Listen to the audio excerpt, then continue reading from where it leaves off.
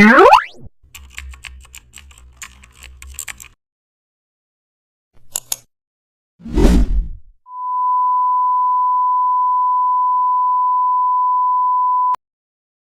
back to the channel, and don't forget to like, share and subscribe for more updates. Today's tutorial is all about removing unwanted text or watermarks. Open your image and select the clone stamp tool from the toolbar. Also hold Alt and click near the text to sample the background. Start painting gently over the logo or the text area.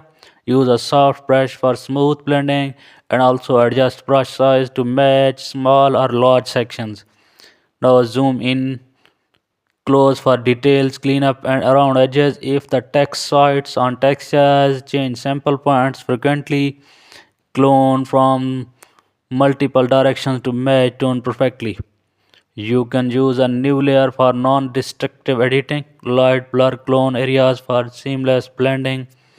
Double check